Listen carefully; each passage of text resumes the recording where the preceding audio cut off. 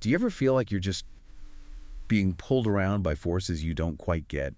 Like you keep repeating patterns, aren't really serving you. Mm. Reacting in anger, maybe, or putting off that thing you really need to do, getting lost in distraction, and you just can't seem to stop.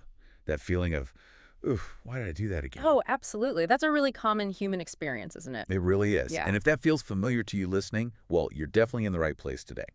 We are launching into a deep dive on a really fascinating book, The Buddha's Lost Art of Gamnode Ryu and the Three Natures. Yes. And specifically for this deep dive, we're zeroing in on Chapter 3. It's got this provocative title, I Am the Vessel. It really makes you stop and think, doesn't it? I am the vessel. It does. So our mission today is really to crack that title open, to unpack what it means for you, for your day-to-day life, and understand this really profound shift in perspective it offers about who you actually are in relation to all those powerful inner forces that seem to run the show sometimes. Right, because as the book sets up earlier, we're constantly influenced by these different inner forces, these natures, the good, the bad, and the stagnant one. Chapter 2 lays out what they are. Yeah, the basics. Exactly. But chapter 3, it just completely pivots the focus. It turns the camera right onto you, the person experiencing all this inner stuff, and it offers this really powerful, almost liberating view on your role amidst all that activity. It asks that big question. If you're subject to all these voices and impulses, well, who are you in the middle of it all? And it kicks off this whole exploration with a brilliant analogy, doesn't it? This story about a great emperor. Yeah. I think we need to unpack that story because it feels like the key. It really is the key. It sets the whole stage. So the Right. book describes this emperor, ruler of a vast land, seems prosperous on the surface. He's capable, wants harmony, has all this outward power. Sounds like he has it all figured out. You'd think so. But even with all that, he wasn't really ruling alone. The story explains he had these 3 personal advisors, figures who had been with him ages, and their advice, it profoundly shaped everything, the whole destiny of his empire. And what's really striking is just how incredibly different each advisor was. They really paint a picture of these inner forces, don't they? Tell us about the first one. Okay, so the first one is described as like luminous stillness. When this advisor spoke, it wasn't loud or pushy. It was this quiet clarity, like dawn breaking. Their advice, always rooted in truth, long-term vision, real wisdom, compassion, reminded the emperor of his higher path, patience, justice, unity. And whenever the emperor actually listened to this voice, peace spread. People thrived, alliances held strong. The empire felt well aligned, in tune with something genuinely good. This advisor is clearly the good nature. The Kusala Dhamma, the book, talks about those wholesome qualities. Following this voice leads to flourishing. Okay, so that's the wise guide. But then there's the second advisor, Mm-hmm. the one who stirs things up. Yes. Advisor number 2, complete opposite. Arrives with heat, intense energy, fire in the voice, whispering about threats, enemies, betrayals, the glory of dominance, quick wins. Sounds dramatic. Very. And the council was always urging immediate, often brutal, kind of blind action, revenge before understanding, force over diplomacy. And when the emperor followed this voice, wow, there was this immediate rush, this surge of power. Yeah, but it never lasted. Wow. Cities burned, alliances broke, fear spread, and the emperor's heart just got heavier, seeing how far he'd strayed from his own values.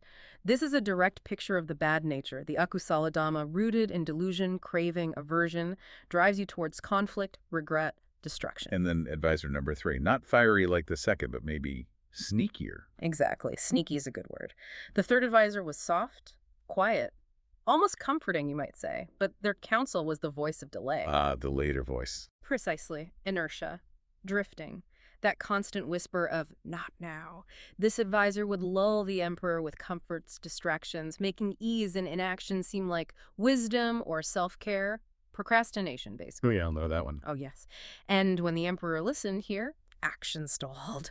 Problems festered, big opportunities just withered on the vine from neglect. The empire didn't suddenly collapse, but it started to dull, to fall asleep, just burning precious time and potential. This advisor embodies the stagnant nature, the Abhekadadhamma, not necessarily bad in itself, but neutral, inert, leading to inaction, stagnation, a life just sort of dimming. Wow. So 3 incredibly distinct advisors constantly whispering in his ear, and the whole empire's fate hangs on which one he listens to. Exactly that. And here is where Chapter 3 delivers its core insight. The book makes this incredibly powerful point, one we often miss entirely. The emperor was not any of the advisors. Right. He wasn't the good one or the bad one or the sleepy one. No, he was something else. He was the one who listened to them all, considered their counsel, and, crucially, made the final decision about which path to take. He was the vessel for these influences, yes, but he wasn't the influences themselves. Okay, so that's the big leap. The book is saying you, the listener, you're that emperor.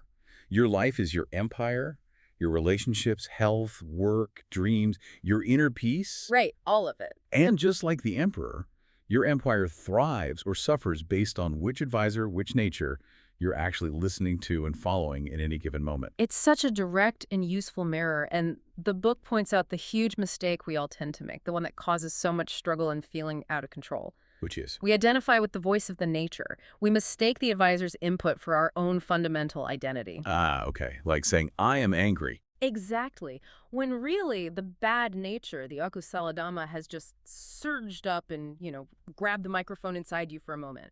Or thinking, I am lazy, or I just don't have the energy, when it's actually the stagnant nature, the apikata dhamma, whispering its comfy delays. Or even on the positive side, I'm such a good person. Right. Even identifying with the good nature, the kusala dhamma, when it steps forward with clarity. The point is the identification itself. Okay, that distinction feels really important. So the insight isn't just that we have these natures, the book says they just arise. It's realizing that you are the one who perceives them, who listens to them. Precisely. You are not the voice of the nature. You are the consciousness that hears the voice. It sounds like a small shift in words, maybe, but it represents this huge reorientation inside. It moves you from being completely fused with the passing impulse, rage, inertia, even kindness, to being the awareness that is witnessing that impulse arise and fall. It makes me think of those moments, when you catch yourself doing that thing you swore you wouldn't do again, Yeah. where you feel totally swamped by an emotion you know isn't helping. The book gives a kind of tool for that moment, right? A little phrase. It does, yeah. A really practical anchor. In those moments when you stumble, feel that old pattern pulling, react on autopilot, or just feel lost in some emotional storm, the book suggests this simple, really powerful act. Whisper to yourself, this isn't me. This is a nature passing through. This isn't me. This is a nature passing through. Yeah. Just saying it. Yeah, it creates a little bit of space, doesn't it? It creates crucial space. That simple realization brings this immediate sense of empowerment. By consciously seeing the nature as like a separate force, like a wave moving through you, not the whole ocean of who you are, you instantly realize you don't have to obey the destructive shouts of the bad nature. Or just drift along with the stagnant one. Exactly. You don't have to passively follow the dull pull of the stagnant nature either.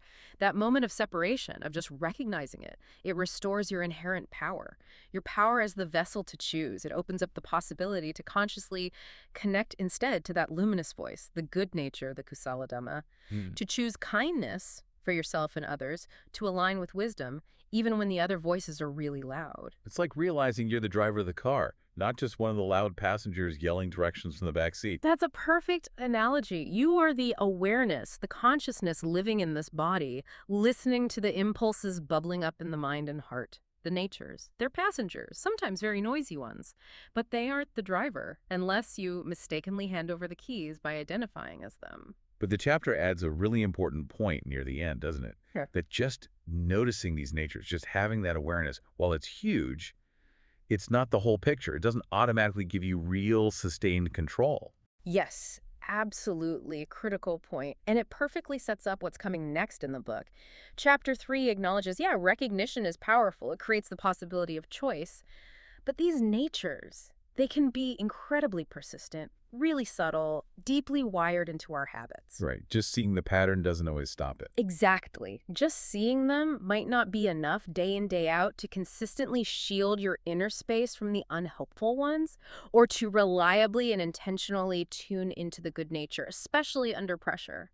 The book says you need something more. You need an inner mechanism, a steady tool. And this is what it calls the missing element. That's the term it introduces right at the close of chapter 3. And it's not presented as just, gritting your teeth and using willpower. It's something more fundamental that provides genuine inner strength. It's the means to intentionally cultivate the conditions inside you. The conditions needed to reliably connect with the good nature and, just as importantly, disengage from the others. It's the mechanism to really anchor your awareness and make conscious choices, moment by moment, instead of just bouncing around based on the strongest impulse. And that mechanism, that missing element, is giving the specific name from the book's title, Gam Node Ru. That's it, Gam Node Ru, which translates as setting the condition to know. Setting the condition to... Yeah, and it's presented not just as an idea, but as something you actively cultivate, a practice that builds a stable inner environment. Yep. So while chapter 3 shows you who you are, the vessel, the emperor, the listener, it leaves you poised, ready to explore how you actually use that power, how you set the condition to know that good nature reliably. Okay, so let's recap this deep dive into chapter 3, I am the vessel. The absolute core takeaway feels like this huge paradigm shift. You are not your anger. You are not your laziness. You're not even that sudden urge to do good. Those are the voices of the natures the advisor's passing through. You are the vessel, the emperor, the fundamental consciousness that perceives and listens to all these powerful inner forces. And the incredible power that this chapter unlocks comes from really internalizing that distinction.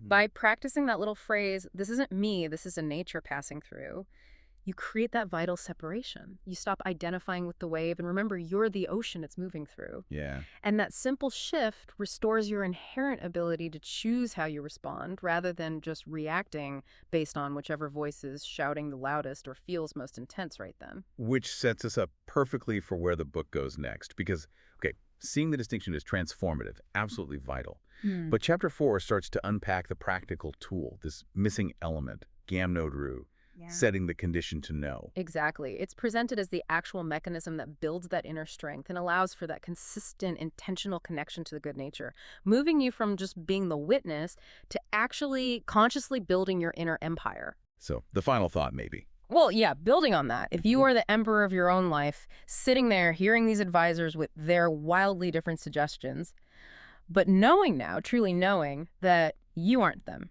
You're the one who decides who gets the floor, who you heed, what kind of empire, what kind of life do you choose to build today right now, knowing you actually have that power to decide which voice you listen to.